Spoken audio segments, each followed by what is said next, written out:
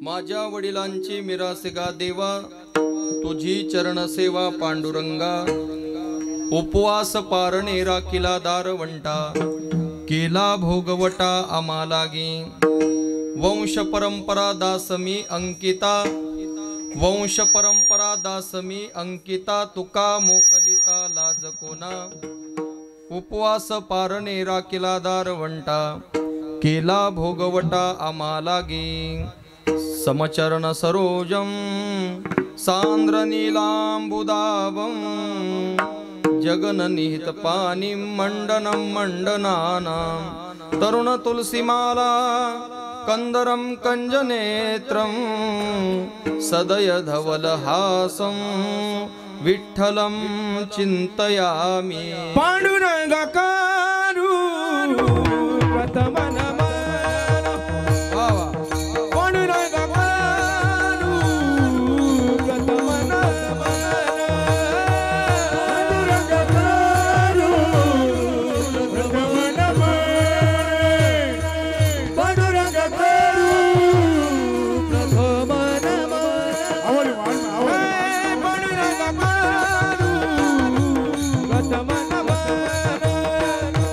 पांडुरंगाकारु प्रथम नमन, पांडुरंगाकारु प्रथम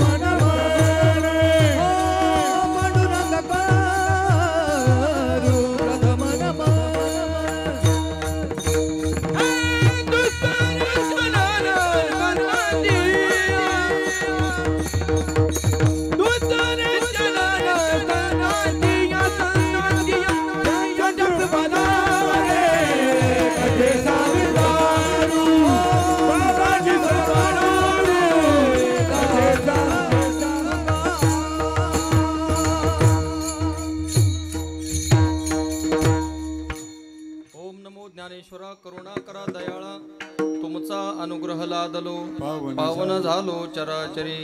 नमो सद्गुरु तुकया ज्ञान दीपा, नमो सद्गुरु सच्चिदानंद रूपा, नमो सद्गुरु भक्त कल्याण मूर्ती, नमो सद्गुरु भास्करा पूर्ण कीर्ती। जयांचे केल्या स्मरण, होय सकळ विद्येंचे अधिकरण।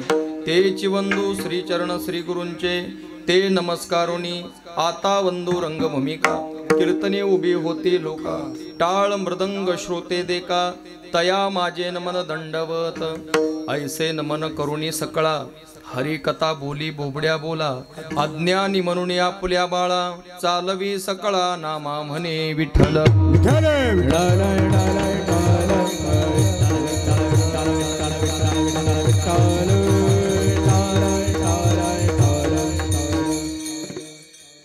माझ्या वडिलांची मिरासिगा देवा, तुझी चरण सेवा पांडुरंगा। उपवास पारणे राखिला दारवंटा, केला भोगवटा आम्हालागी। प्रस्तुत प्राप्त प्रसंगी प्राप्त स्थळी कीर्तन रूपी सेवेकरता निवडलेला अभंग।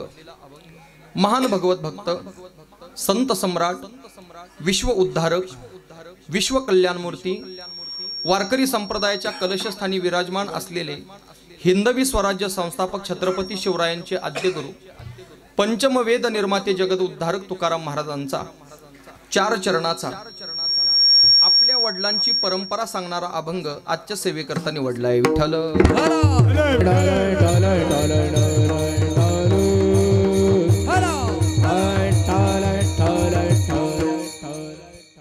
विस्तारानं अभंगावर सेवा सुरू करण्यापूर्वी कार्यक्रमाच्या संबंधाने एक दोन शब्दाचा परिहार देणं आवश्यक आहे।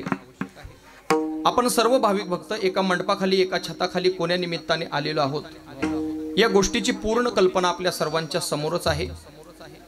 आपल्या सर्वांचे सुपरिचित, एकेकाळी आपल्यातलेच, आपल्यातच राहणारे, उठणारे, बसणारे, पण आज आपल्यामध्ये नसलेले, ज्यांच्या नावापुढे आता वैकुंठवासी, कैलासवासी, स्वर्गवासी असा शब्द लावावा लागतो आहे, असे आपल्या सर्वांचे सुपरिचित पंढरीनाथाचे एकनिष्ठ भक्त ज्ञानेश्वर महाराज, जगद्गुरु तुकाराम महाराजांच्या विचारांचे पाईक, वारकरी संप्रदायाचे अनुयायी असे वारकरी अभ्यासक, हरिभक्तीपरायण एकनाथ रामभाऊ पवार उर्फ बापू यांच्या प्रथम पुण्यस्मरणाच्या निमित्ताने या पुण्यनगरीमध्ये हा एक दिवसीय भव्य आणि दिव्य स्वरूपाचा संपन्न होत असलेला हा कीर्तन उत्सव सोहळा आणि त्यांच्यावर प्रेम करणारा त्यांचा जो संपूर्ण मायेचा परिवार आहे, ज्यामध्ये त्यांचे एकूण 6 भावंड, एकूण 6 भाऊ आहेत. त्यापैकी काही वैकुंठवासी झालेले भाऊ आहेत, ज्यामध्ये वैकुंठवासी तानाजी रामभाऊ पवार, वैकुंठवासी जगन्नाथ रामभाऊ पवार, त्याचबरोबर वैकुंठवासी सखाराम रामभाऊ पवार आणि हयात असणारे त्यांचे अजून भाऊ श्री दौलतराव रामभाऊ पवार, श्री पुंडलिक रामभाऊ पवार, श्री बाळासाहेब रामभाऊ पवार. त्याचबरोबर त्यांच्या एकूण 2 बहिणी श्रीमती यमुबाई बळवंत देवरे आणि सौभाग्यवती मुलकनबाई रामचंद राजाराम शेवाळे. त्याचबरोबर त्यांची एकुलती एक कन्या सौभाग्यवती योजना संजय पाटील.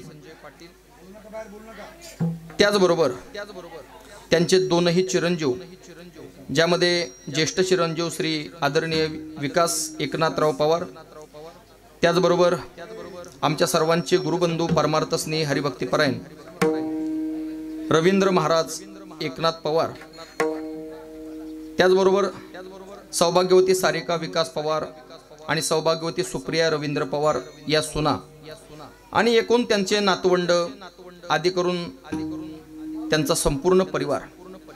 या संपूर्ण परिवाराने कैलासवासी वैकुंठवासी एकनाथ रामभाऊ पवार बापूंच्या धर्मपत्नी श्रीमती हरिभक्तीपरायण बेबीताई एकनाथ पवार आणि या परिवाराचे पवार परिवाराचे गुरुवर्य परमार्थिक मार्गदर्शक आपल्या सर्वांचे पूजनीय आदरणीय वंदनीय श्री हरिभक्तीपरायण बाबांचं नाव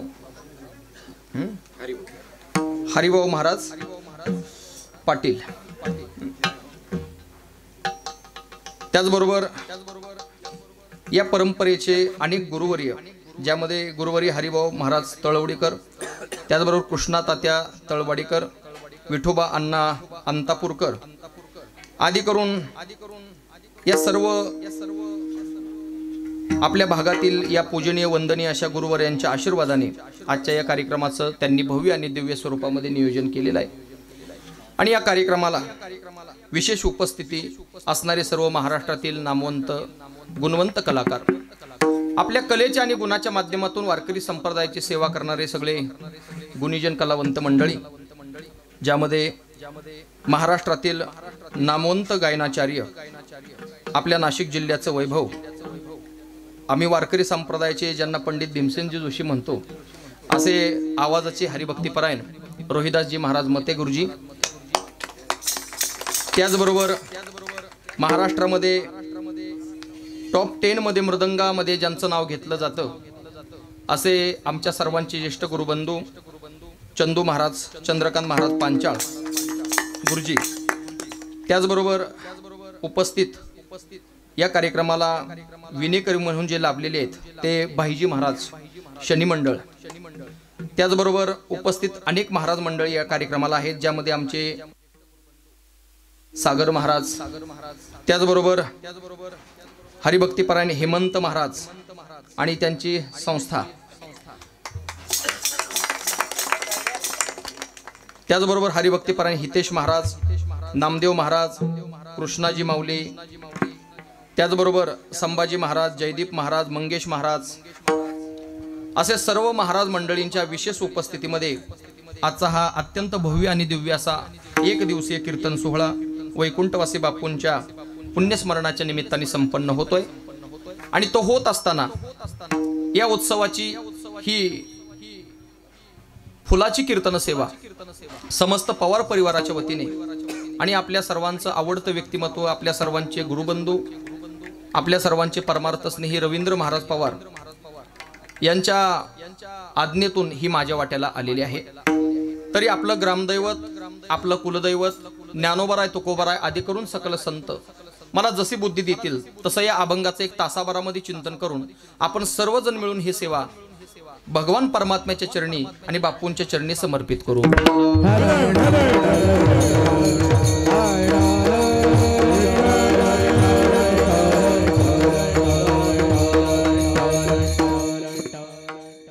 प्रस्तावनेला जास्त पालाळ न लावता माझ्या अभंगाच्या चिंतनाला मी सुरुवात करतो, म्हणजे वेळेमध्ये आपल्याला या ठिकाणी थांबता येईल. कीर्तन सेवेकरता निवडलेला अभंग जगदवंदनीय जगद्गुरु श्री संत तुकाराम महाराजांचा आहे.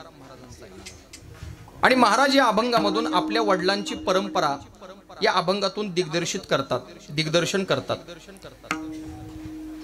हा जो कार्यक्रम आहे हा प्रथम पुण्यस्मरणाचा वर्ष श्राद्धाचा पुण्यतिथीचा कार्यक्रम आहे आणि हा मरणोत्तर केला जाणारा विधी आहे. म्हणून त्या अनुषंगाने थोडंसं चिंतन करून आपण जो सेवेला निवडलेला अभंग आहे त्याचा विचार करू. वर्ष श्राद्ध कशाला म्हणायचं, श्राद्ध कशाला म्हणायचं असा जर कोणी प्रश्न विचारला तर महाराज त्या प्रश्नाचं उत्तर त्या प्रश्नातच आहे. प्रश्नाचं उत्तर प्रश्नातच आहे.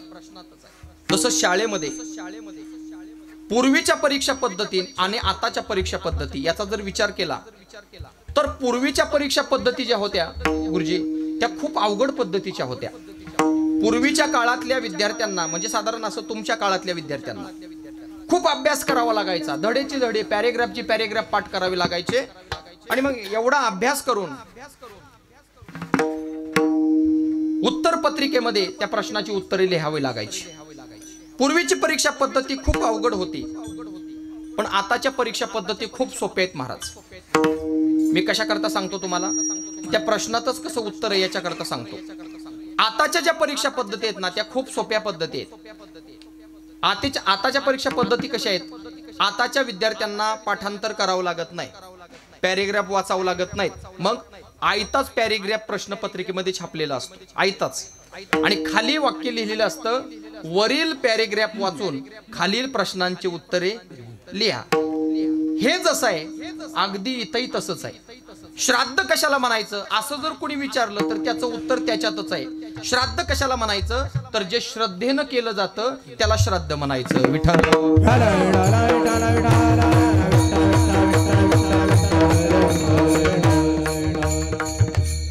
त्याला संस्कृतामध्ये श्रद्धेनं दीयते इतद गतम श्राद्धम असं म्हटलं जातं.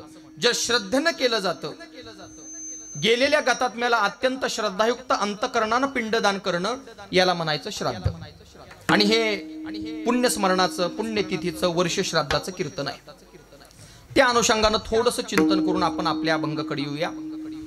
एक लक्षात घ्या, हा जो कार्यक्रम आहे ना जो सध्या चालू आहे तो महाराज प्रत्येकाच्या वाट्याला कधी ना कधीतरी येणारा हा दिवस आहे. असा या जगामध्ये असा एकही मनुष्य नाही आतापर्यंत जन्माला आला नाही, जन्माला आलेला आहे आणि जन्माला येणार आहे असा एकही मनुष्य नाही की ज्याच्या जीवनामध्ये हा दिवस उजडणार नाही. प्रत्येकाच्या जीवनामध्ये उजडणारा हा दिवस आहे महाराज.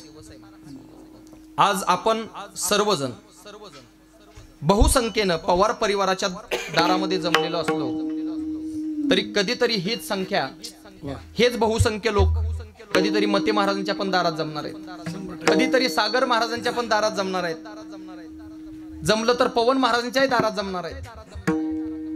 पण प्रत्येकाच्या जीवनामध्ये हे येणारा काय आहे प्रसंग आहे महाराज, प्रसंग आहे. म्हणून जो जन्माला म्हणून आलेला आहे ज्याचा जन्म म्हणून झालेला आहे ना त्याला मरण एक दिवस ठरलेला आहे, मरावं लागणार आहे. उपजल्या पिंडा मरण सांगाते ज्ञानोबरांची भाषाच आहे. ज्ञानोबराय असं म्हणतात की जन्म झाल्यानंतर तुम्हाला कधीतरी 60-70 वर्षांना मरण येणार आहे असं नाही, मग ते जन्माला येतानाच बरोबर आलेलं आहे. उपजल्या पिंडा मरण सांगाते, मरणाची तव गाठोडी पदरी, म्हणजे जन्माबरोबरच मरणाची गाठ आहे. ते आमचे गुरुवर्य परमपूजनीय संदीपानजी महाराज शिंदे सांगतात बघा. ते म्हणतात की जन्म शब्दाची जर तुम्ही फोड केली ना त्या जन्म शब्दातच मृत्यू आहे. नुसत्या जन्म शब्दाची फोड करा, जन्म शब्दाची जर फोड केली तर जन्म म्हणजे जन्माला येणे आणि शेवटचा जो म आहे ना तो मृत्यू दाखवतो. असा जन्म आणि मृत्यू मिळून जो शब्द तयार होतो तो शब्द जन्म आहे. विठ्ठल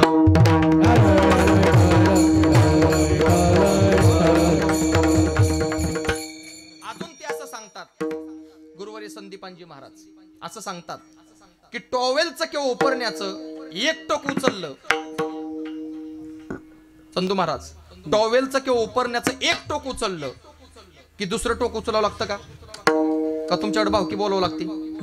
नाही, एक टोक उचललं की दुसरं टोक उचलावं लागत नाही, ते आपोआप उचललं जातं. तसं जन्म झाल्यानंतर मरण हे आपोआपच येत असतं, त्याला काही फॉर्म भरावं लागत नाही, हो ना, ते आपोआप येत असतं. पकवास घेतला की गट्ट्या आपोआप येत असतात चंदू महाराज, पेन घेतला की टोपण आपोआप येत असतं, मोबाईल घेतला की चार्जर आपोआप येत असतं, त्याला वेगळा फॉर्म भरावा लागत नाही. तसं जन्म झाल्यानंतर मृत्यू हा आपोआप येत असतो. विठ्ठल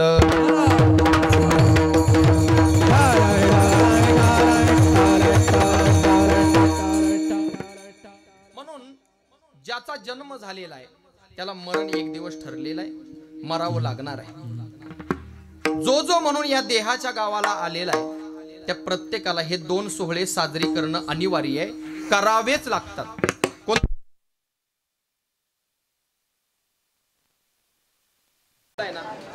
त्या प्रत्येकाला हे दोन सोहळे साजरी करणं आवश्यक आहे.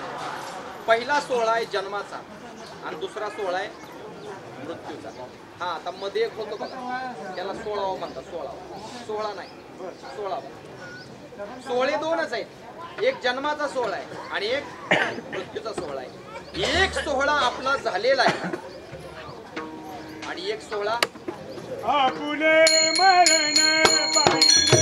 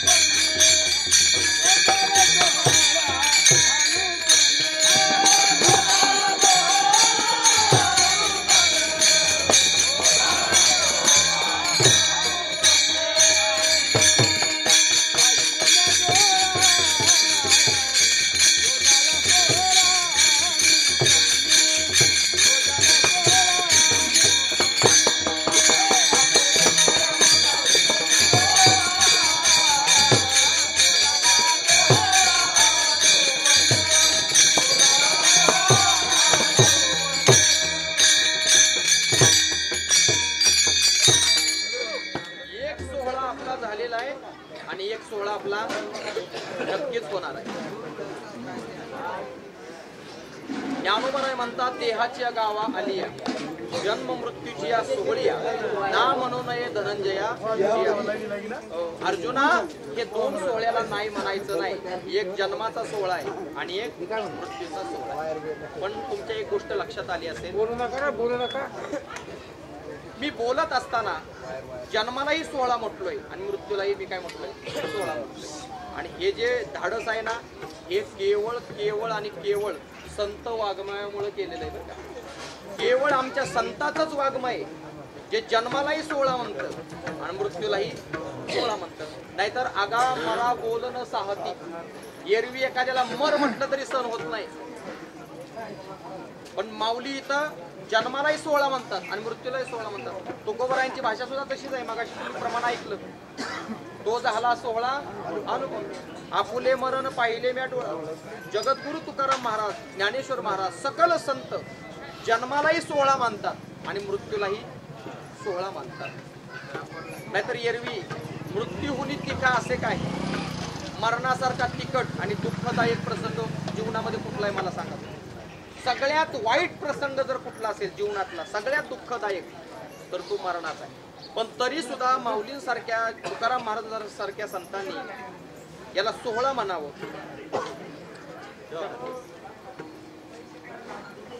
याचं कारण आहे महाराज, आपलं झालंय काय, आपल्याला जन्म स्वीकार्य पण मृत्यू स्वीकार्य नाही. आपल्याला जन्म स्वीकार्य पण मृत्यू स्वीकार्य नाही. पण साधू संत मात्र मरणाला सुद्धा का सोहळा म्हणतात त्याचं कारण सांगतो. आपल्याला जन्म स्वीकार्य, मृत्यू स्वीकार्य नाही. याच्याकरता मी नेहमी एक दृष्टांत सांगत असतो. काय झालं, पूर्वीच्या काळी एका आचार्याचं केटरर्सचं दुकान होतं. केटरर्स, आणि त्याच्याकडे अनेक प्रकारची भांडे भाड्याने मिळायची.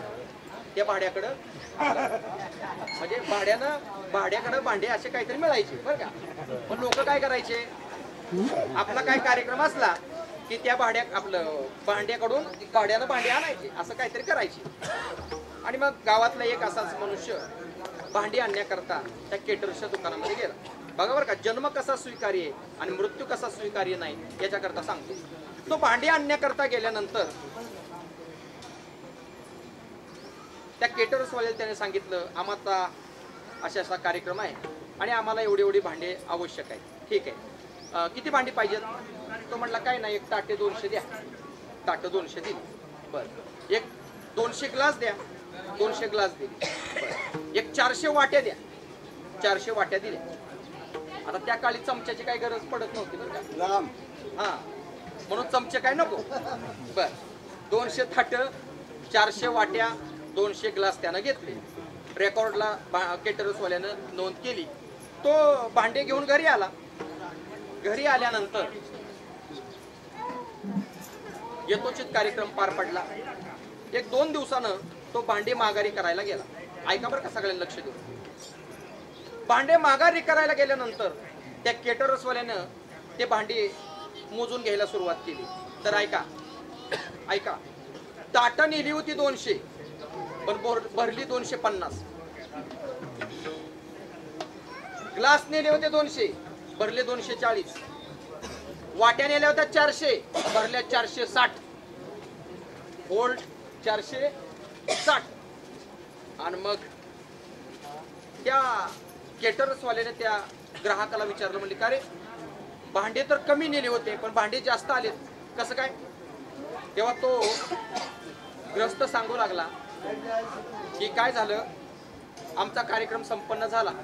कार्यक्रम झाल्यानंतर आम्ही ती भांडी स्वच्छ धुवून आम्ही पडवीमध्ये वाळायला घातली. पडवीमध्ये वाळायला घातल्यानंतर सकाळी उठून पाहिलं तर त्यातली बरीच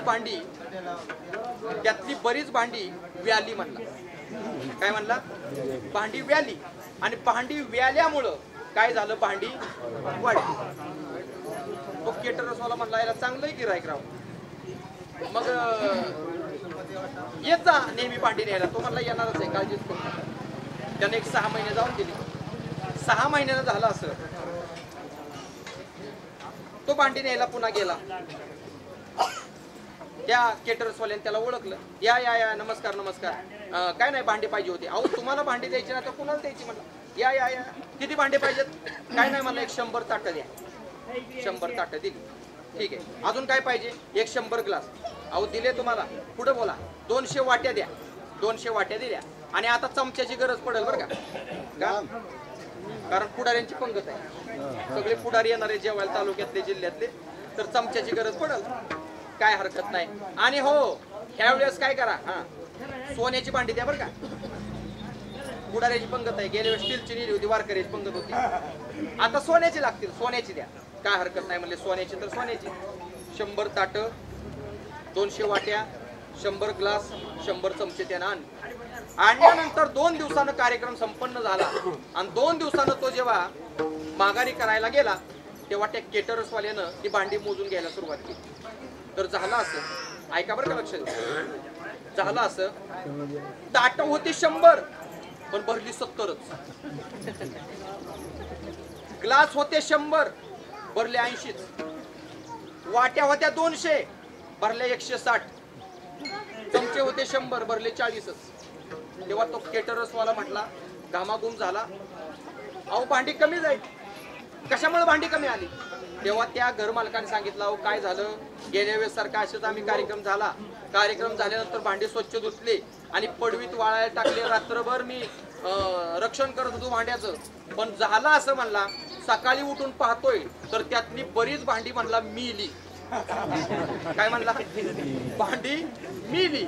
माणसाला व्याले स्वीकार्य आहे पण मेले स्वीकार्य, तसं माणसाला जन्म स्वीकार्य आहे पण मृत्यू स्वीकार्य नाही. पण आमच्या साधू संतांना मात्र जन्मालाही 16 म्हटलंय आणि मृत्यूलाही 16 म्हटलंय. विठ्ठल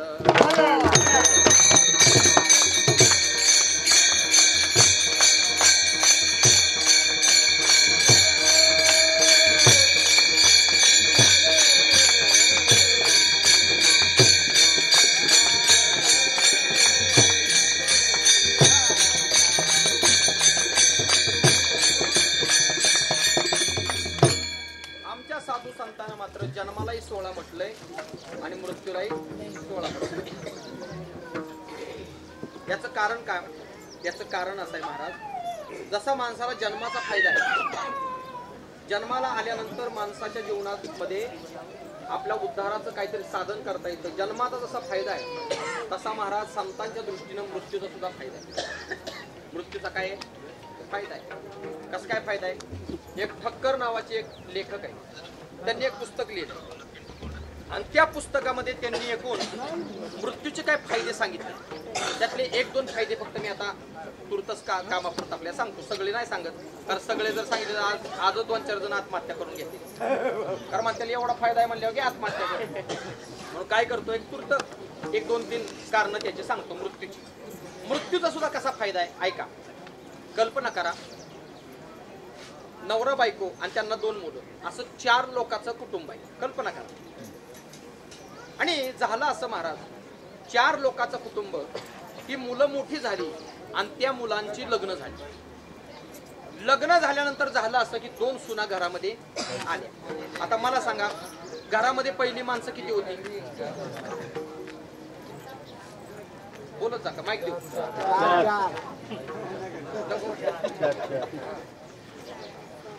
पहिली माणसं किती होती? 4 होती. 2 सुना आल्यानंतर माणसं झाली किती? 6 माणसं. 6 माणसाचं कुटुंब झालं असं की त्या 2 मुलांना पुन्हा 2-2 पोरं झाली. 4 वाढली. पहिली किती होती? 6. 6 आणि 4 किती झाली? 10. झालं असं की त्या 4 पोरांची पुन्हा लग्न झाली, म्हणजे एकच लग्न झालं बरं का. मग 4 सुना घरामध्ये आल्या. पहिली माणसं किती होती? 10.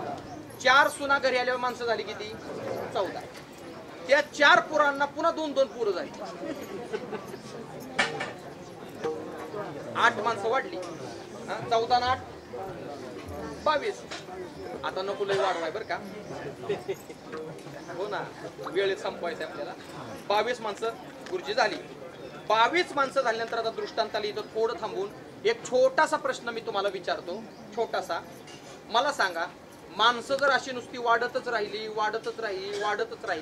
आणि पहिली माणसं जर मिलीच नाही, कल्पना करा तुम्ही, पुढची माणसं वाढत राहिली आणि पहिली माणसं जर मिलीच नाहीत, तर माणसाला घर राहिला पुरत्याल का? प्रामाणिकपणाने सांगा, पुरत्याल का? मग तुम्हाला पुरलं पाहिजे का नाही?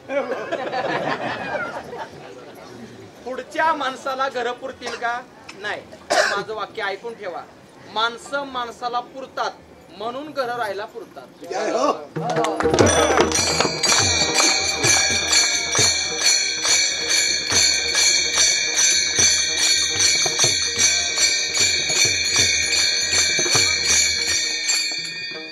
मरणाचा सामाजिक फायदा सांगितला. सामाजिक, माणसं मिलीच पाहिजेत, नाही मिली तर मग पुढच्या लोकांना कसं रिझर्वेशन मिळायचं? माणसं मिलीच पाहिजे, हे सामाजिक फायदा आहे.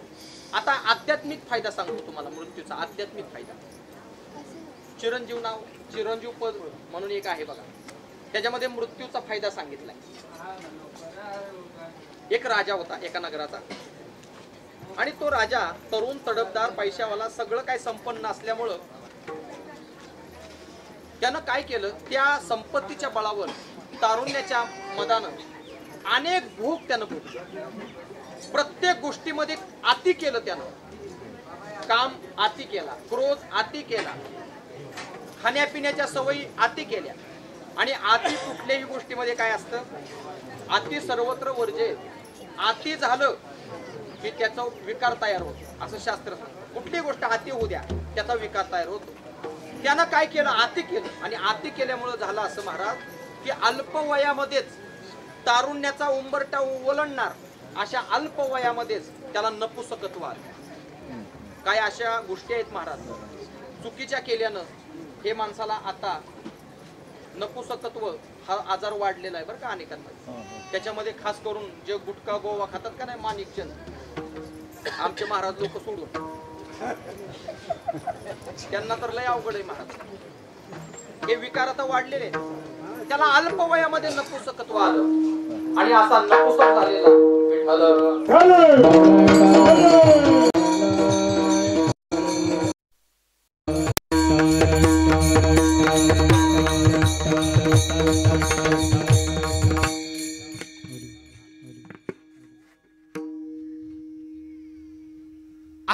वयामध्ये नपुसक झालेला तो राजा आतमधून दुःखी झाला, त्याला खेद निर्माण झाला, जगण्याचा तिटकारा येऊ लागला. आणि महाराज त्याला असं वाटायला लागलं की असं हे जीवन जगण्यापेक्षा हतबल दुर्बल आपला आत्महत्या करावी, जीव संपवा, देह संपवा आणि आपलं मुक्त व्हावं.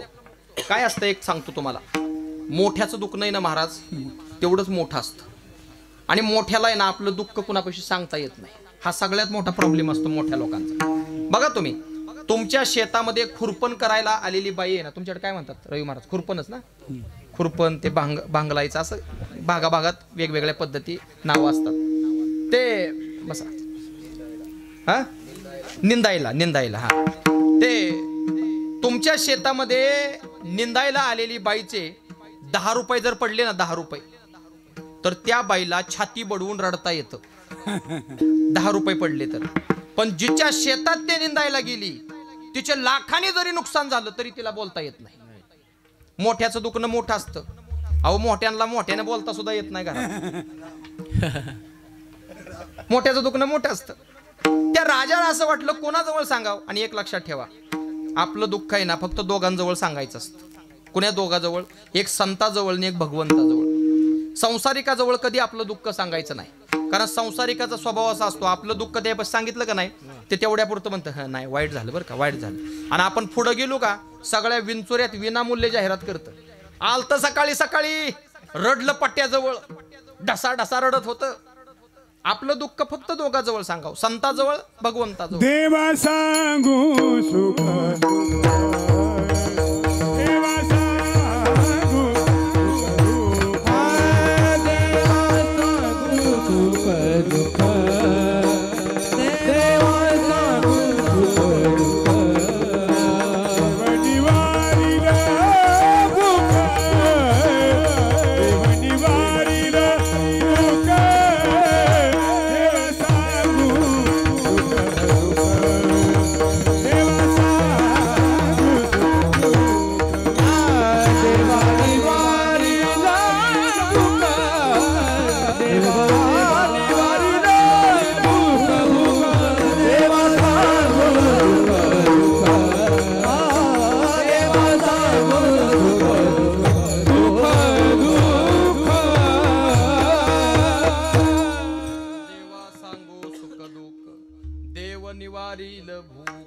एकतर देवाजवळ सांगावं नाहीतर संताजवळ सांगावं. त्यांना विचार केला, बस असं जीवन जगण्यापेक्षा आता देह संपू, जीवन संपू, या उद्देशानं तो अरण्यामध्ये जीव देण्याकरता, प्राण देण्याकरता निघाला.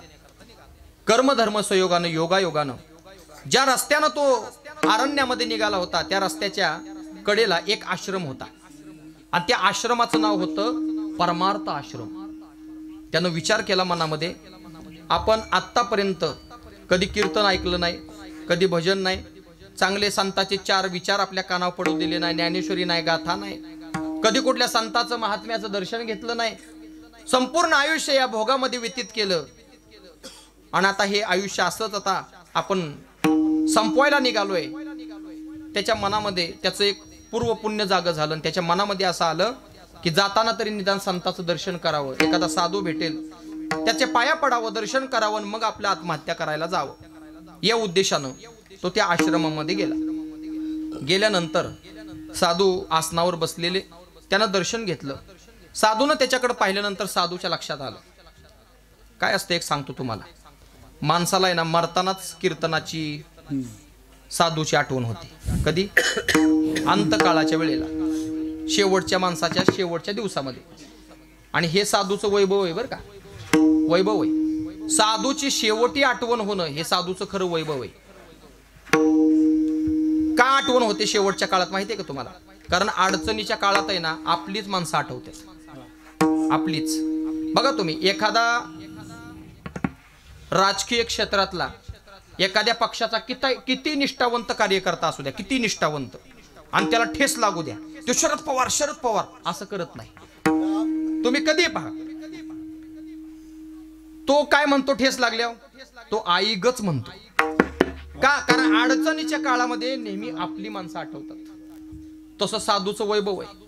अडचणीच्या काळात आणि शेवटच्या दिवसातच माणसाला परमार्थ साधू आठवतो. तुकोबाराय सुद्धा म्हणतात ना, दया करणे जे भूतासी, दया करणे जे भूतासी, त्याची दासानी दासी, दासी अपंगिता नाही, दासी दरी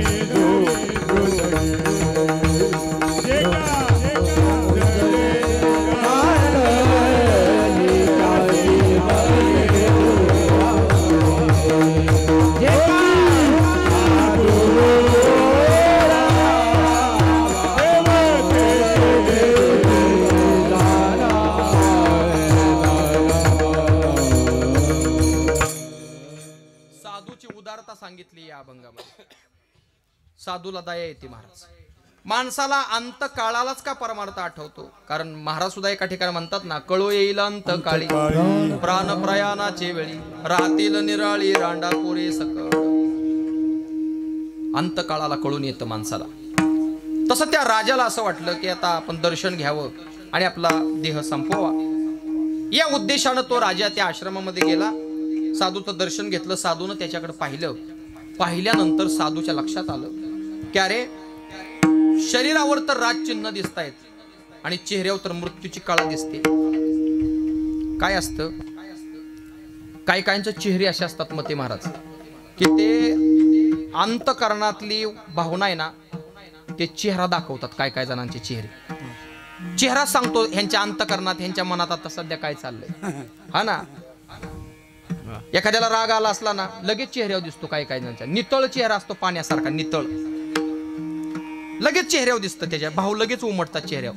आणि तसंही एक मुखशास्त्र म्हणून एक शास्त्र आहे बघा, ज्योतिषाचा तो भाग आहे. आता माझा विषय ज्योतिष असल्यामुळं तेवढं 2 मिनिटं सांगून जातो.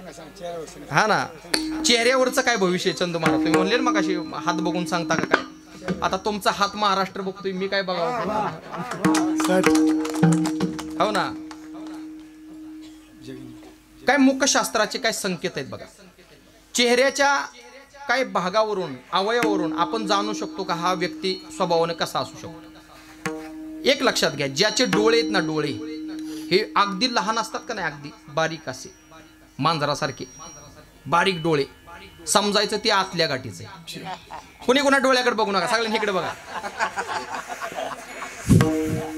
अगदी बारक्या डोळ्याचं असताना, एकदम बारीक डोळ्याचं, आतल्या गाठीचं, थोडंसं विचारपूर्वक वागणार.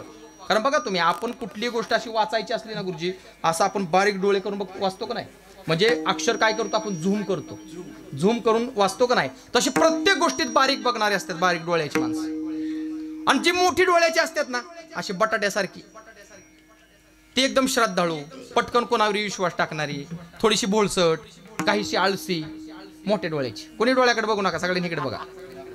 कारण मी ह्या दोन्ही डोळ्यापैकी पण मी कुठल्या डोळ्यात बसत नाही. जी धारदार नाकाची असतात ना, अशी धारदार नाक असणारी ती माणसं करारी असतात, स्वाभिमानी असतात, कुणा पुढे हात पसरणार नाहीत, आपला स्वाभिमान कुणा पुढे घाण टाकणार नाहीत. करारी नाकाची, वागण्या बोलण्या सुद्धा स्पष्ट, परखड, असे काही संकेत आहेत. आता सगळं सांगाय काय एवढ्या पाकिटात नाही परवडत, म्हणून एक ठराविक गोष्टी सांगितल्या तुम्हाला. मुखशास्त्र म्हणून शास्त्र आहे आणि चेहऱ्यावरून तुम्ही त्याचं अंतर्मन जाणू शकता. आणि साधूमध्ये ते त्याच्याही पुढची ॲडव्हान्स शक्ती असते की साधूला तर आहे ना महाराज, कपाट, आरशाच्या कपाटात जसं पाहिल्यावर सगळं आरपार दिसतं, तसं साधूला दर्शनाला गेलेल्या माणसाचं मनच सगळं दिसतं, मनातल्या गोष्टी दिसतात. त्या साधूनं पाहिलं चेहऱ्याकडे, तर चेहऱ्यावर काय संकेत दिसले. आणि साधूनं विचारलं राजाला, राजा, अंगावर तर राज चिन्ह आहेत आणि चेहऱ्यावर तर मृत्यूची कळा दिसते, काय झालंय? गुज बोलावे संताप असे. त्यानं सांगितलं, महाराज काय सांगू, मी खूप अतिरेक केला. कुठली गोष्ट अति केल्यामुळं झालं असं की मला अल्प वयामध्ये नपुसकत्व आलं. कुठली गोष्ट अति करू नये महाराज. अति गोड खाल्लं की डायबिटीस होणार. अति कुठली गोष्ट केली की ते त्याचं फळ आहे. आणि अति केल्यामुळं मला नपुसकत्व आलंय. मग असं वाटतं हे असलं जीवन जगण्यापेक्षा आपलं मेलेलं बरं. साधू म्हटलं, मरायची गरज नाही. मग माझ्याकडे औषध आहे ना, एक चिमटभर औषध कोमट पाण्यात घे, माझ्या पुढंच घे, उद्यापर्यंत ठणठणीत नीट होतील. राजा म्हटला, महाराज मला जर फरक पडला ना तुम्हाला फॉर्च्युनरच देणार मी, कारण साधूला फुकाट कोण काय देत नाही. अहो इलेक्शन मध्ये सुद्धा देत नाही कोण फुकाट. हो ना, मी 2 दिवस वाट बघत होतो. साधूला फुकट कोण देत नाही. फॉर्च्युनर देणार तुम्हाला, ठीक आहे काय हरकत नाही. चिमटभर औषध त्या राजाला दिलं आणि झालं असं, ते राजाला चिमटभर औषध देताना साधूनं स्वतः मुठभर औषध त्याच्या पुढे खाल्लं स्वतः. आणि मग राजा घरी गेला. दुसऱ्या दिवशी चमत्कार झाला. हो, त्याचं पुरुषत्व माघारी आलं. नुसतं माघारी आलं नाही, उचंबळून व्हायला लागलं.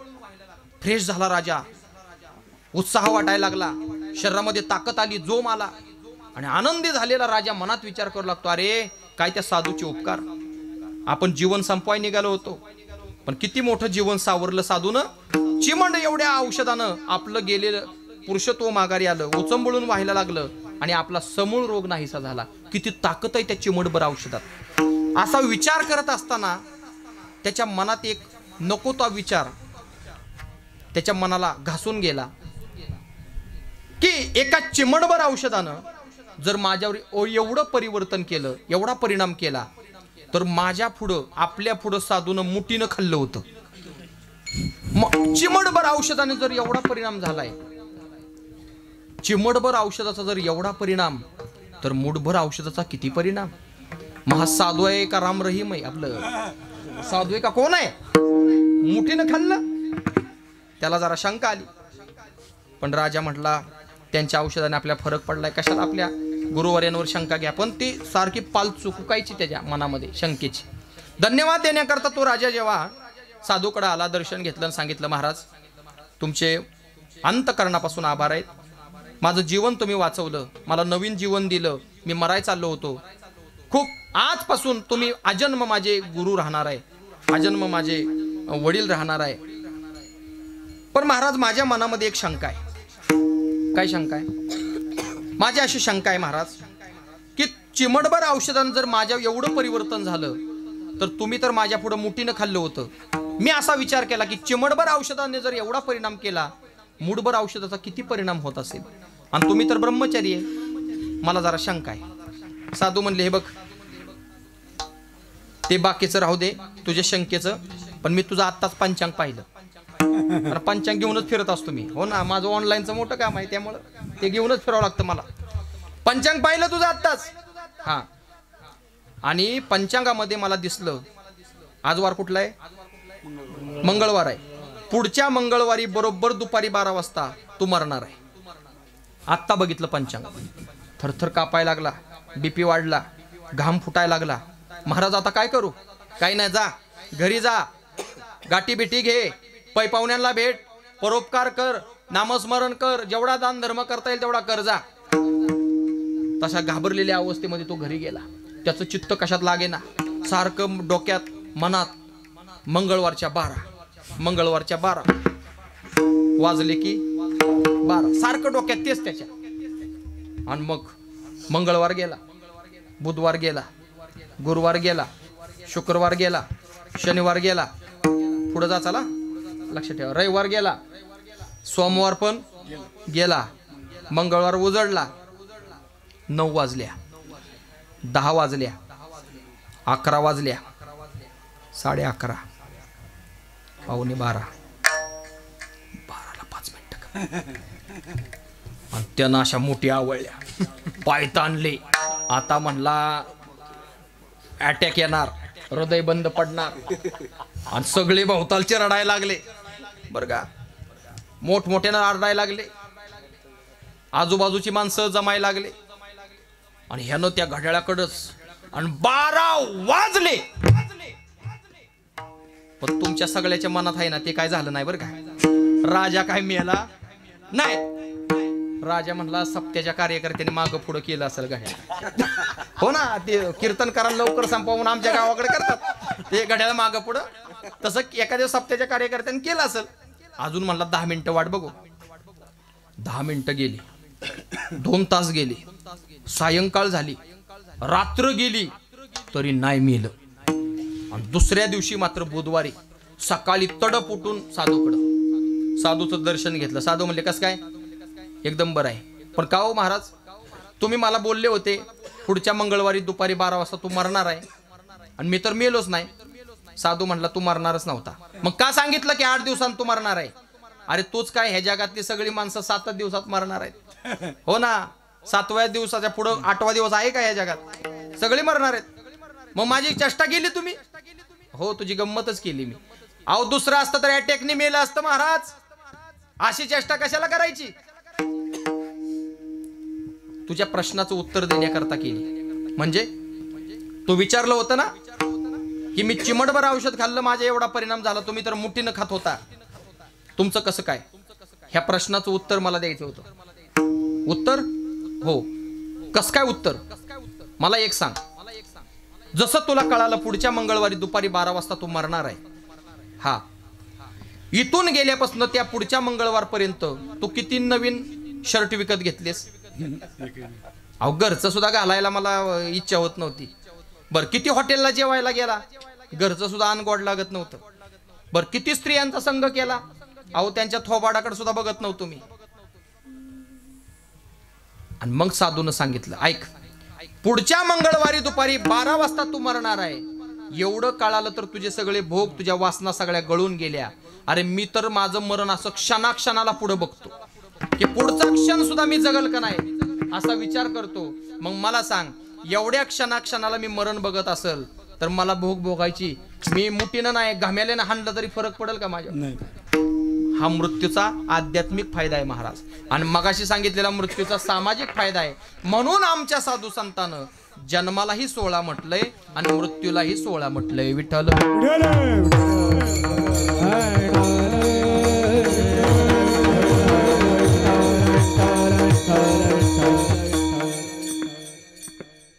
म्हणून लक्षात ठेवा, प्रत्येकाच्या जीवनामध्ये हा येणारा दिवस आहे.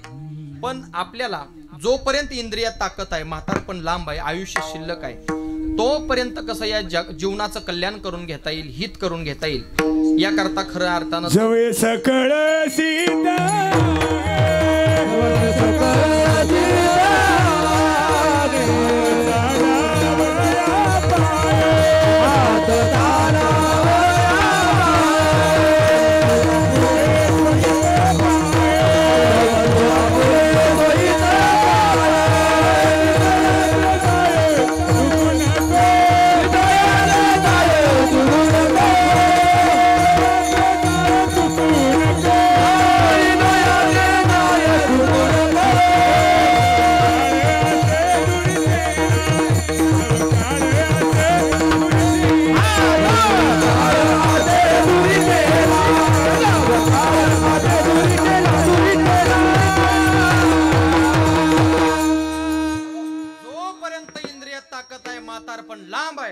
तोपर्यंत आपल्या जीवनाचं कसं कल्याण करून घेता येईल याच्या करता खरं हे कीर्तन आहे, याच्या करता प्रवचन आहे, याच्या करता अध्यात्म आहे. आणि म्हणून त्या अनुषंगानं जगद्गुरु तुकाराम महाराजांचा अभंग सेवेला निवडलाय. आणि महाराज या अभंगामधून आपल्या वडिलांची परंपरा सांगतात. या जगामध्ये 3 वर्ग आहेत, एक जीवाचा, एक संताचा आणि एक देवाचा. जो नेहमी मागतो त्याला म्हणायचं जीव, मागा म्हटलं तरी मागत नाही त्याला म्हणायचं संत, आणि जो नेहमी मागा म्हणतो त्याला म्हणायचं देव. अजिबात मागत नाही त्याला म्हणायचं संत, जो मागा म्हणतो त्याला म्हणायचं देव, आणि नेहमी मागतो त्याला म्हणायचं जीव. आणि हा प्रत्येकाचा स्वभाव आहे महाराज. भगवान परमात्मा जगवतो आणि साधू संत जागवतात. साधू संत माग म्हटलं तरी मागत नाहीत, आणि जीव मागितल्याशिवाय राहत नाही. जीवाचा स्वभाव आहे महाराज मागणं. आणि एक सांगतो तुम्हाला, जो बदलत नाही ना त्याचं नाव आहे स्वभाव. काही करा, ज्याच्यात बदल होत नाही त्याला म्हणायचं स्वभाव. काही करा महाराज, माळ घालू द्या, गायनाचार्य होऊ द्या, मृदंगाचार्य होऊ द्या, पण स्वभाव बदलत 15 वर्षानं भेटू द्या तरी स्वभाव बदलत नाही. हो ना, स्वभावात फरक पडत नाही महाराज. शरीर बदलल, वय बदलल, सगळ्या गोष्टी बदलतील, पण स्वभाव बदलत नाही. म्हणून तर सगळ्या गोष्टी जीवनातल्या बदलता येतात, स्वभाव बदलता येत नाही. बघा तुम्ही, जुनं घर पाडून नवं घर बांधता येतं, जुनी गाडी विकून नवी गाडी घेता येते, जुनी बायको सोडून हो म्हणतात राव, खुशाल हो म्हणताय राव. प्रत्येक गोष्ट बदलता येते, पण एक गोष्ट अशी आहे महाराज, काही करा बदलत नाही. अजून सांगू का तुम्हाला, शरीरातल्या सगळ्या रोगांवर औषध आहे, पण एक असा रोग आहे की ज्याच्या औषधच नाही, आणि त्या रोगाचं नाव आहे स्वभाव. म्हणून तर आपल्याकडे मराठी भाषेत म्हण आहे, स्वभावाला औषध नाही. स्वभाव जात नाही महाराज, मरेपर्यंत जात नाही, त्याचं नाव स्वभाव आहे. काय काहींचा तर मेल्यावर बी जात नाही. हा ना, तिथं बी ते 10व्याला ठेवावंच लागतं, त्याशिवाय कावळाच शिवत नाही. मेला तरी जात नाही काय कायचा स्वभाव, बदलत नाही, त्याचं नाव स्वभाव आहे महाराज. जीवाचा स्वभाव आहे नेहमी मागत राहणं, अजिबात मागत नाही, तो संताचा स्वभाव आहे. आणि काय असतं, स्वभाव बदलत नाही महाराज, स्वभाव बदलत नाही. काय कायचा तर स्वभाव आहे ना सागर महाराज, रक्तात असतो, रक्तात.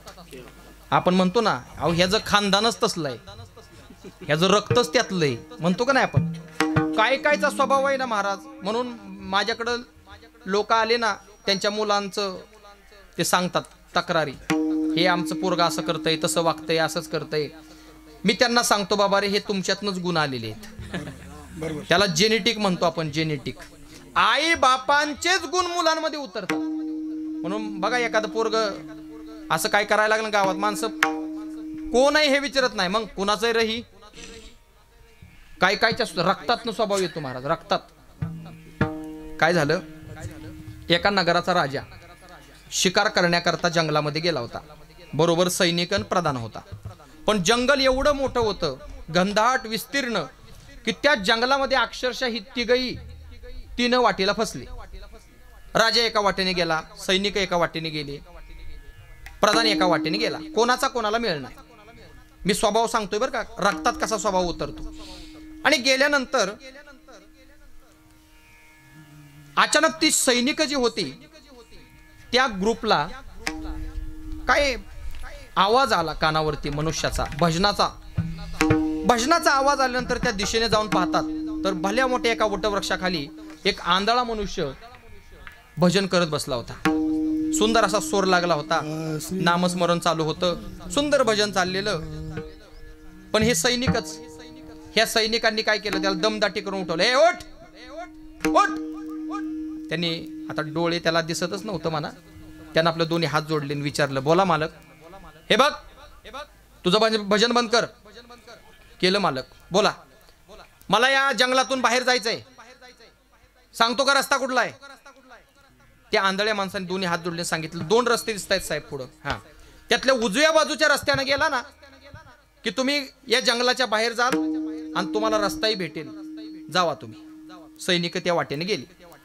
काही वेळानं तिथं प्रधान आला. प्रधान मात्र शिकलेला, सुसंस्कृत, सुशिक्षित. त्यानं मात्र आदरपूर्वक हात जोडून आपुलकीनं त्या आंधळ्या माणसाला विचारलं, बाबा मला या जंगलातून बाहेर जायचंय, कृपा करून मला मार्ग सांगचाल. आंधळ्या माणसाने सांगितलं, 2 रस्ते दिसत आहेत ना साहेब पुढं, हा, त्यातल्या उजव्या बाजूच्या रस्त्यानं जा, पुढं गेला की तुम्हाला रस्ता सापडेल आणि गावही भेटेल आणि जंगलातून बाहेरही जाल. प्रधान निघून गेला.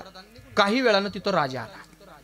राजा घोड्यावरूनच खाली उतरला, कारण इलेक्शन चालू होतं त्या काळात. इलेक्शनच्या काळात खाली पार गाडीतनं उतरतात. खाली उतरला राजा. उतरल्यानंतर त्यानं आंधळ्या त्या माणसाचं दर्शन घेतलं आणि विचारलं, बाबा मी या जंगलामध्ये चुकलोय, कृपा करून मला रस्ता सांगता, कोणत्या रस्त्यानं मी जावं. त्या आंधळ्या माणसाने सांगितलं, काळजी करू नका महाराज, तुम्हाला समोर 2 रस्ते दिसत आहेत ना, हा, त्यातल्या उजव्या बाजूच्या रस्त्यानं गेला का, हा, पुढं तुम्हाला रस्ताही भेटेल, जंगलातूनही बाहेर पडाल आणि तिथं तुम्हाला तुमचा प्रधानही भेटेल आणि तुम्हाला सैनिकही भेटतील. राजा निघाला. या महाराज, राजा निघाला. पण काही अंतरावर गेल्यावर राजाच्या लक्षात आलं की अरे हा दोन्ही डोळ्याने आंधळा आहे, याला कसलंही दिसत नाही. मग असं असताना सुद्धा ह्यानं मला ओळखलं कसं काय, हा मला महाराज राजा म्हणला कसं काय. बरं, पुढे गेल्यावर तुम्हाला प्रधानही भेटेल, सैनिकही भेटतील हे सांगितलं कसं काय. कारण लक्षात घ्या, पूर्वीच्या काळी लोक प्रवास करायचे का नाही, ते पायी प्रवास करायचे, बैलगाडीने प्रवास करायचे.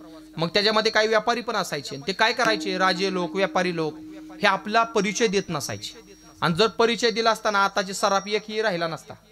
चंदू काका सराफ तर नसताच नसता. हो ना, त्याच वेळेस लुटलं असतं लोकांनी. हो ना, आमच्या बारामतीचे आहेत ना, त्यामुळे आपलं घेतलं ना, जाहिरात केली. हा ना,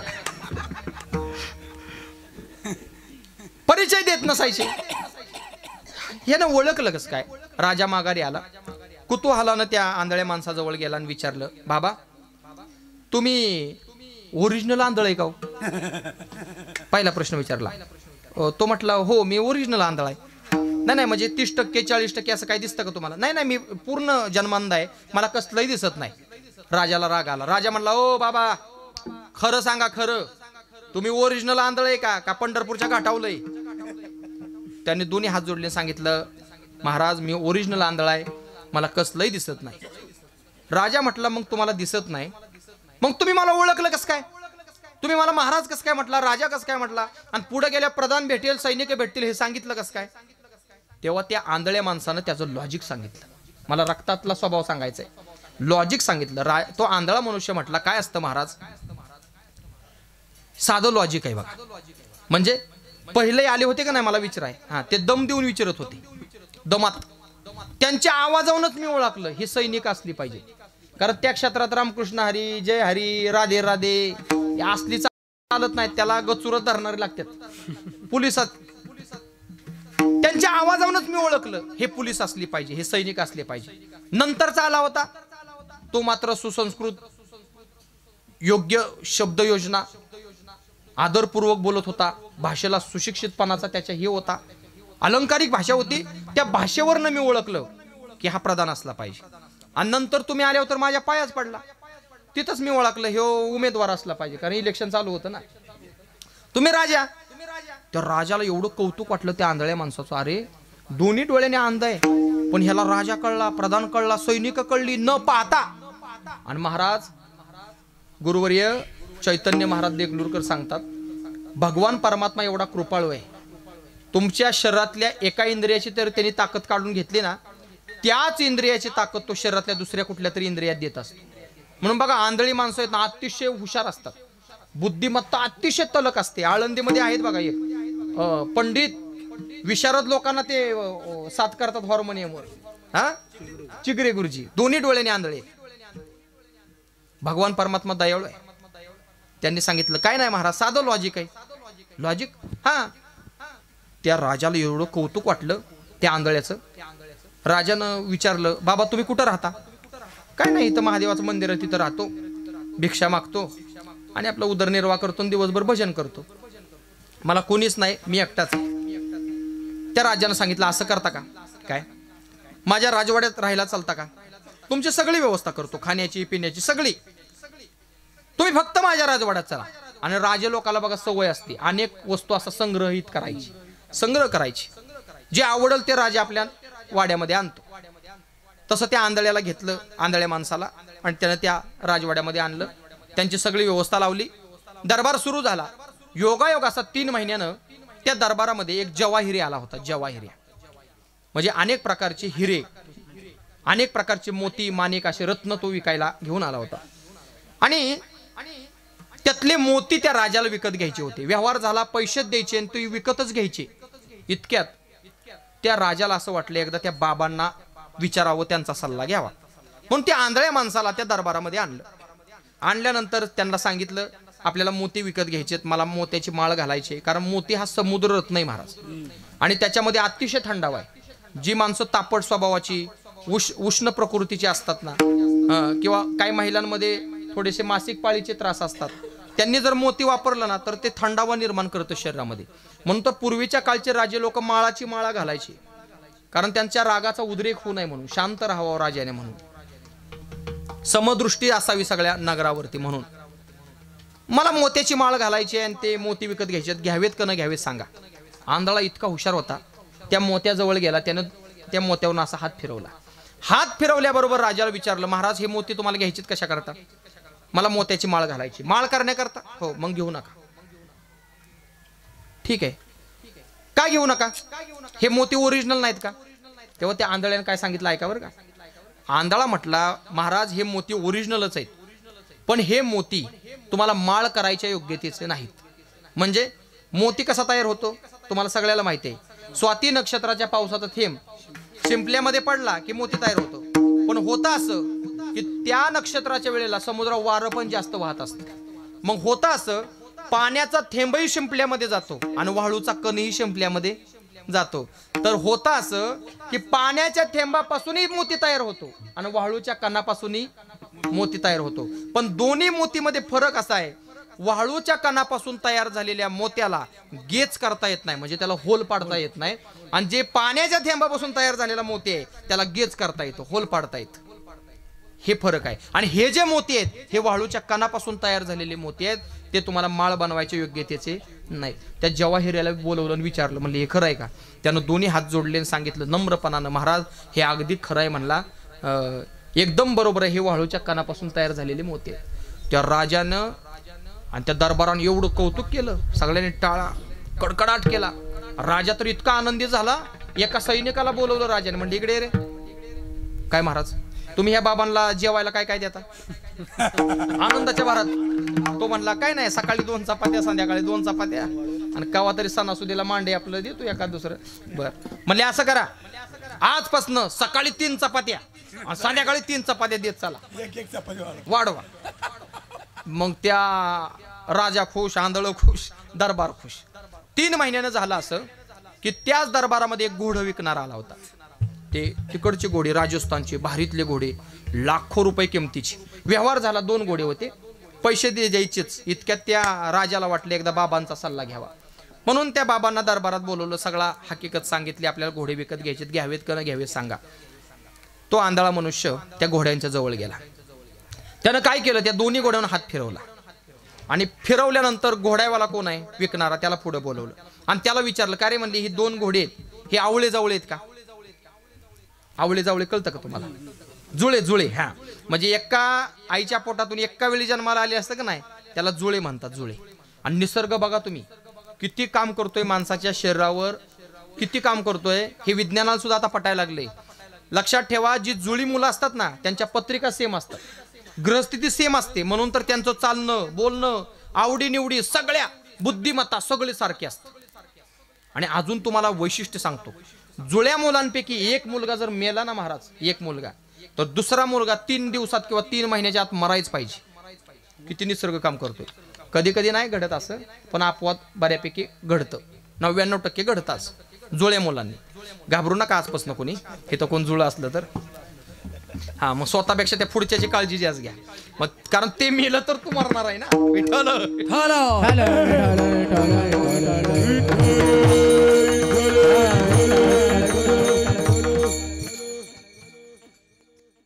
हे जुळे आहेत का? हो म्हणले जुळे आहेत. मग महाराज उजव्या बाजूचं घ्या, डाव्या बाजूचं घेऊ नका. महाराज म्हणले का?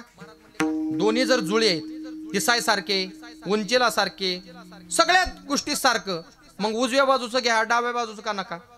तेव्हा त्या आंधळ्या माणसाने त्याचं लॉजिक सांगितलं, शास्त्र सांगितलं. म्हणजे काय असतं, जे जुळं असतं का ना, जुळं, त्यातले एकात काहीतरी खोड असते, एकात काहीतरी खोड असते किंवा एकात काहीतरी कमतरता असते आणि एकामध्ये तोच भाग जास्त असतो. मी काय केलं, ह्या दोन्ही घोड्यांच्या अंगावर हात फिरवला. त्यावेळेला उजव्या बाजूच्या घोड्याला हाताचा स्पर्श झाल्याबरोबर ते घोडं शहारलं, बिथरलं, शहारलं. आणि डाव्या घोड्याच्या सगळ्या अंगावर हात फिरला तरी ते मुरदाडासारखं उभं होतं. आणि लक्षात ठेवा, जे घोडं हाताचा स्पर्श झाल्यावर शहारतं ना, समजायचं ते घोडं तरबेज आहे. चला काय महाराज सुद्धा म्हणतात ना, तेजा इशारती तट्टू फोकावरी घेती. तेज घोडा आहे ना, तेज घोडा, त्याला इशारा कापी असतो. तट्टू माहितीये का तुम्हाला? तट्टू, तट्टू ते गाढवापेक्षा मोठं, घोड्यापेक्षा लहान, मधली आवृत्ती, त्याच्या केसापेक्षा त्याला गोमाशे जास्त असते, ते तट्टू. तट्टू माझा रत्न घोष, 7 दिवसा 3.5 कोस, एक मारला फोक मग मागे सरे कोस, त्याला म्हणायचं तट्टू. बरं का? उजव्या बाजूचं घोडं घ्या, डाव्या बाजूचं घेऊ नका. मग ते पटलं सगळ्याला, टाळांचा कडकडाट. राजाला पुन्हा आनंद झाला. राजानं सैनिकाला बोलवलं, म्हणजे इकडे यार, काय झालं साहेब, तुम्ही या बाबांना जेवणामध्ये काय स्वीट वगैरे देता का? नाही, स्वीट वगैरे काय देत नाही. असं करा, आजपासून सकाळी 1 लाडू देत चला आणि संध्याकाळी 1 लाडू देत चला. राजा खुश, आंधळा खुश, प्रजा खुश. आता हे आपण असं चालू ठेवायचं का रातभर?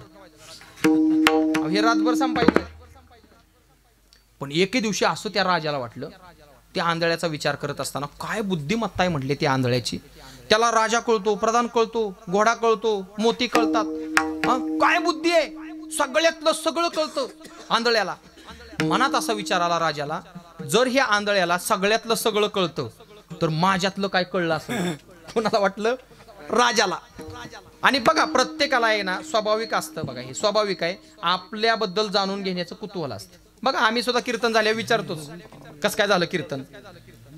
खरं बोलत नाहीत कोण माणसं तोंडावर, पण आम्ही विचारतो, आपणही विचारतो ना कशी चाल झाली, तुम्ही विचारता कसं काय मृदंगाचं झालं है ना. प्रत्येकाला कुतूहल असतं आपल्याबद्दल जाणून घेण्याचं. तसं त्या राजाला कुतूहल निर्माण झालं आणि राजा त्या आंधळ्या माणसाच्या खोलीमध्ये गेला आणि आंधळ्या माणसाला सांगितलं, बाबा खरंच तुम्हाला मानलं, काय तुमची बुद्धिमत्ता आहे, सगळ्यातलं सगळं तुम्हाला कळतं, पण माझा असा प्रश्न आहे की माझ्याकडं आता तुम्ही इथं दरबारात येऊन 3 महिने झालं, तर माझ्याकडे पाहिल्यानंतर तुम्हाला काय वाटतं, माझ्यातलं असं काय दिसलंय का तुम्हाला वेगळं. असं विचारल्याबरोबर तो आंधळा म्हटला, महाराज तुम्ही विचारू नये आणि मी सांगू नये. आता असं म्हणल्यावर अजूनच त्याला जास्त तलप वाढली. नाही म्हटलं एवढंही म्हटल्यावर नक्कीच काहीतरी माझ्यात असलं पाहिजे. राजा म्हटला तुम्हाला आता सांगावंच लागल. आंधळा म्हटला, मी जर सांगितलं ना महाराज तुम्हाला, तुम्ही माझा शिरच्छेद करचाल. मग तर चमकला राजा, नक्कीच काहीतरी विशेष असलं पाहिजे. नाही करणार, मला तुम्ही हाकलून द्याचाल, नाही देणार, माझं अन्न बंद करचाल, नाही करणार, सांगा. आंधळा म्हटला, बघा तुम्ही वचन दिले महाराज, ह्यातलं काय करायचं नाही, नाही करणार, सांग. आणि मग त्या आंधळ्यानं सांगितलं, महाराज खरं सांगू का, तुमच्याकडे पाहिल्यानंतर एक गोष्ट माझ्या लक्षात आली. कोणती? तुम्ही ज्या राजाच्या गादीवर राजपुत्र म्हणून बसलाय का नाही, हा तो राजा तुमचा बाप नाही. तो राजा काय म्हणला? तुमचा बाप नाही, तुम्ही त्या राजाचे पुत्र नाही. आता असं आपल्या तोंडावर जर एखादं म्हणलं तू खऱ्या बापाचा नाही टाळ आपण मारायचो फेकून. त्या राजाने तलवार काढली, पण तो आंधळा घाबरू म्हणू लागला, महाराज माझ्यावर विश्वास नसेल तुम्ही चौकशी करा आणि मग मला काय करायचे ते करा, मारू नका. राजा म्हटला ती चौकशी तर होणारच आहे. राजानं बाहेरनच कडी घातली त्या आंधळ्याच्या खोलीला आणि राजा तडप राजमातेच्या महालाकडे. राजमाता झोपण्याच्या तयारीत. इतक्यात राजाला पाहून, काय झालं राजकुमार? आई साहेब मला खरं सांगा, मला कळलेलं आहे काय, ज्या राजाच्या गादीवर मी राजपुत्र म्हणून बसलोय तो राजा माझा बाप नाही ना, खरं सांगा. राणीच्या दोन्ही डोळ्याला धारा लागल्या आणि राणी म्हणली, महाराज तुम्हाला कळलंय ते खरं आहे, पण गैरसमज करून घेऊ नका आणि तुम्ही सुद्धा करून घेऊ नका राणीबद्दल. राणीने हात जोडले आणि सांगितलं, महाराज काय झालं, लग्न झाल्यानंतर तो महाराजांना आणि मला संतान होत नव्हतं आणि जरी संतान राहिलं तरी ते टिकत नव्हतं. 5व्या-6व्या महिन्यामध्ये ते गर्भ गळून जायचा, अबॉर्शन व्हायचं. असं एकदा नाही, दोनदा नाही, 15 वेळा झालं. वैद्यांनी सांगितलं आता रिस्क घेऊ नका, पण राजांना महाराजांना मात्र त्यांच्या गादीला वारस पाहिजे होता. शेवटचा आम्ही चान्स घेतला, संधी घेतली, गरोदर राहिली. वैद्यांनी सांगितलं की हे राहणार नाही, 4-5 महिन्यामध्ये पडून जाईल. पण योगायोग असा की बरोबर त्याच वेळेला आपल्या राजवाड्यामध्ये आचार्याचं काम करणारी आचार्याची बायको गरोदर राहिली. मग आम्ही काय केलं, तिला लपवली. ती गरोदर आहे हे जगापासून आम्ही काय केलं, लपवलं, कळून दिलं नाही कोणाला. आणि मग ठरल्याप्रमाणे 4-5 महिन्यामध्ये माझा तो गर्भ गळून गेला. पण झालं असं की बरोबर 9 महिन्यांनी 9 दिवसांनी ती आचार्याची बायको बाळंतीण झाली. आणि झाल्यानंतर तिच्या पोटी जो पुत्र जन्माला आला तो आम्ही रातोरात दत्तक घेतला, लाखो रुपये देऊन त्यांना परदेशात पाठवलं. आणि तोच पुत्र दुसरा तिसरा कोणी नसून ते तुम्ही आहात महाराज. तर तुम्ही आमच्या पोटचे पुत्र नसून तुम्ही आचार्याचे पुत्र आहात. राजाच्या दोन्ही डोळ्याला धारा लागल्या. राजा पळतच आंधळ्याच्या खोलीकडे. बाबा तुम्हाला मानलं, तुम्हाला मोती कळतात, सैनिक कळतात, प्रधान कळतात, सगळ्यातलं सगळं कळतं. एवढंच नाही, तुम्ही माझं सुद्धा खानदान शोधून काढलं. काय तुमची बुद्धी आहे. पण बाबा हे तुम्ही ओळखलं कसं काय हो तेवढं फक्त सांगा. आंधळा माणूस म्हणला काय नाही महाराज, साधं लॉजिक आहे. लॉजिक कसं काय म्हटले, मला सांगा. तुम्ही मला दरबारात आणलं, मला वेळोवेळी तुम्ही प्रश्न विचारले, काही शंका विचारल्या, तुम्हाला मी सल्ले दिले, त्या सल्ल्याचा तुम्हाला फायदा झाला? नक्कीच झाला. फायदा झाल्यानंतर तुम्ही खुश झाला, प्रसन्न झालो, आणि प्रसन्न झाल्यानंतर तुम्ही केलं काय? ह्याला चपात्या वाढवा आणि ह्याला लाडू द्या. तिथंच मी ओळखलं, तिथंच की हा जर खऱ्या राजाच्या पोटचा असता तर ह्यानं मला मोहरा दिले असत्या, मोती दिले असते, पैशाचे नाणे दिले असते, सोनं दिलं असतं. ज्या अर्थी हे चपात्या वाडा लाडू वाडा म्हणतं, त्या अर्थी हे आचार्याच्या पोटचं असलं पाहिजे. विठ्ठल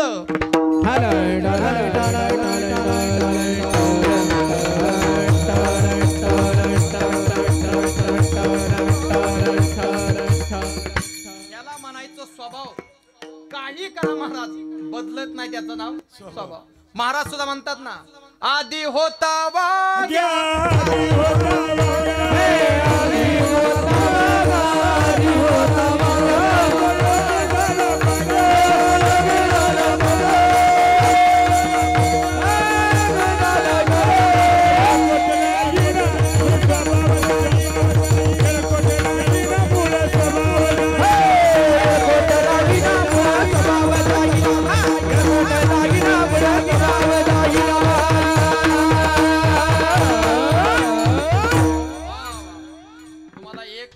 सांगून जातो आज गुरुजींच्या पुढं. पकवा जाओ पहिला संबळ जर कोणी वाजवला असेल ना, चंदू गुरुजींनी वाजवलाय बरं का महाराष्ट्रात. हो ना, मला माहिती आहे, अजून आठवतंय. आम्ही आळंदीत असताना चंदू महाराजांनी पहिला संबळ वाजवलाय पकवा जाओ. आधी होता वाग्या, दैव योगे झाला पाग्या, त्याचा येळकोट राहीना, मूळ स्वभाव जाईना. ह्याचा अर्थ काय? एका गावामध्ये एक कीर्तनकार आले आणि आल्यानंतर गावाला प्रश्न पडला. म्हणजे तुम्ही आलाय खरं, पण आपल्या गावात माग साथ करणाराच कोण नाही ना, कीर्तन कसं करायचं साथी विना? मग काय करावं? म्हणले असं एक जणाने सल्ला दिला. म्हणले असं करा, त्या संत्याला बोलवा. संत्या कोण? ते वाग्या मुरळीतला वाग्या, त्याला बोलवा. म्हणले अहो त्याचं वेगळं, कीर्तनाचं वेगळं. त्याला काय, तिथं बी गाता येईन, हिथं बी गाणारच आहे. वेगळं काय असतंय? स्वर एकच असतो, सारे ग म पद नि सा आणि सारे ग प बसा, एवढे स्वर आहेत. बोलवा म्हणले. बोलवलं त्या संत्याला, आणि जसं कीर्तनकारानं पुंडलिक वरदाचा गजर घेतला, बोला पुंडलिक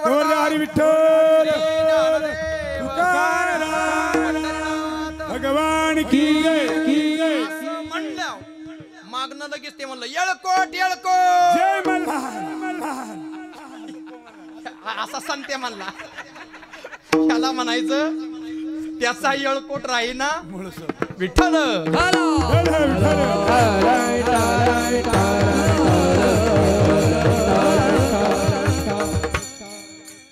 त्याला म्हणायचं स्वभाव.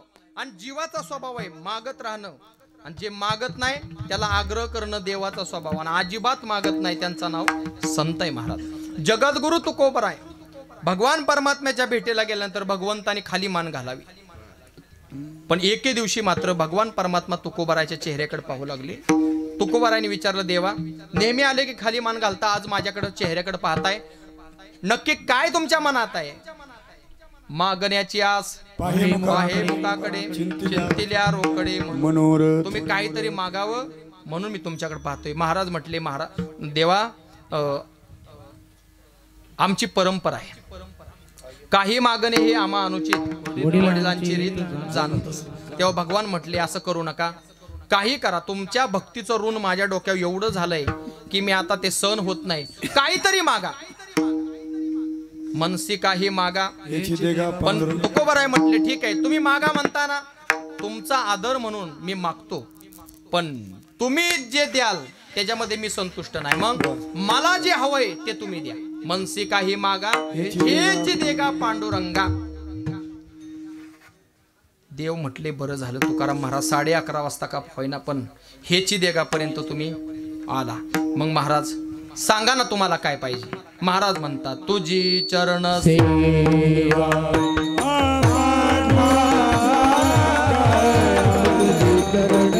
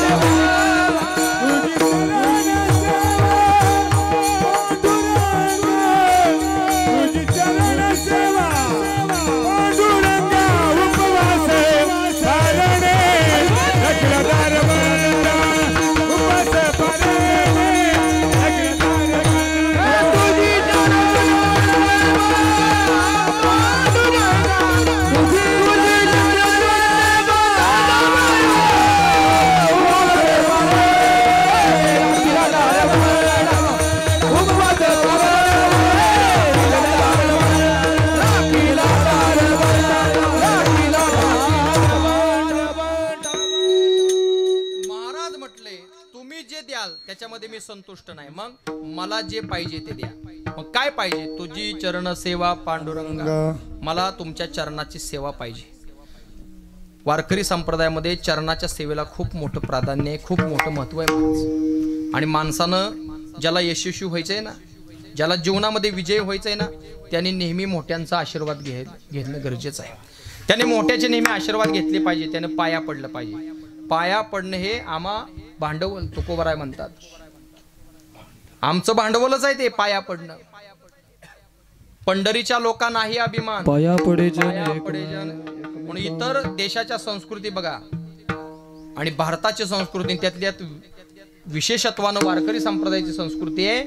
वारकरी संप्रदाय नुसता असं रामकृष्ण हरी लांबणं नाही करत, मग पायावर डोकं ठेवून पायाला हात लावून स्पर्श करून दर्शन घेतो. तुझी चरण सेवा पांडुरंगा, चरणाची सेवा, पाया पडणं हे वारकरी संप्रदायाचं काय आहे? उपासना आहे महाराज. पाया पडले आतापर्यंत जेवढे, तेवढे सगळे विजयी झाले. नाहीतर बघा तुम्ही, महाभारताचं युद्ध सुरू होणार आणि धर्मराज जात असताना आपल्या रथातून कौरव पक्षाच्या त्या तंबू पडून चालले होते. अचानक भीष्माचार्यांना पाहिल्यानंतर धर्मराज खाली उतरले आणि खाली उतरल्यानंतर भीष्माचार्यांच्या त्या कुटीमध्ये जायला लागले. आणि हे कौरव पक्षाच्या बाकीच्या लोकांनी पाहिलं.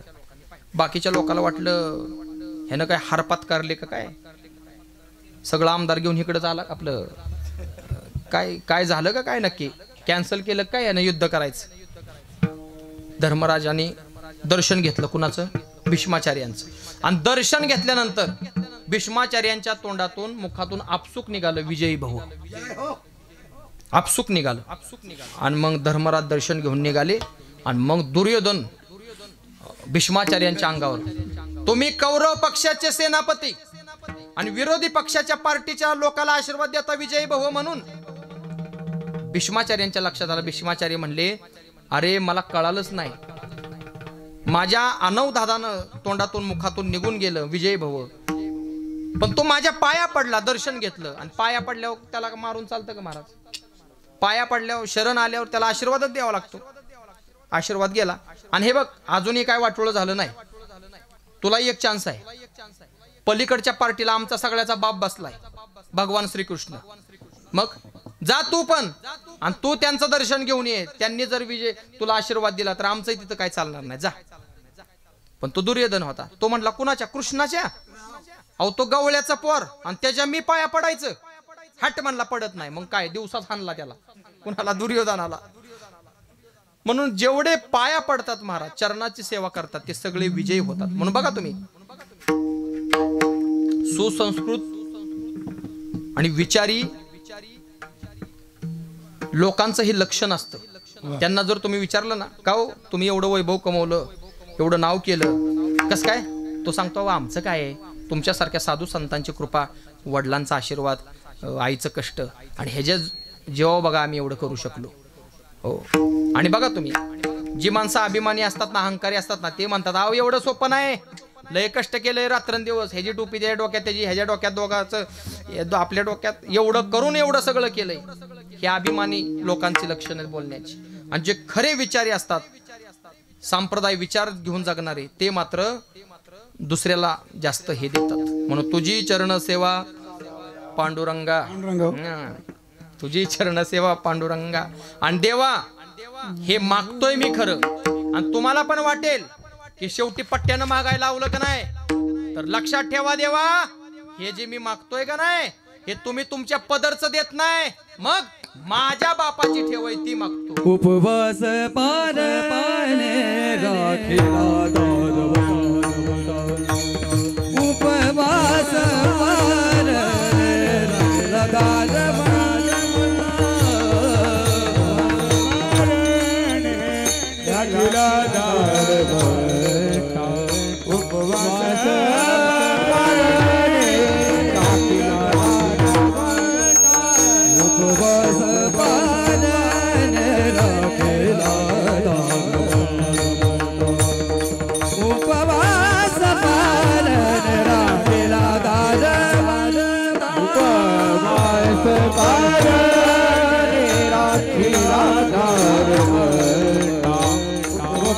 पालने राखीला दानवाटा केला भोगवाटा केला भोगवाटा उपवास पालने राखीला उपवास पालने राखीला केला भोगवटा केला भोगवटा मालागी उपवास पालने राखीला दानवाटा उपवास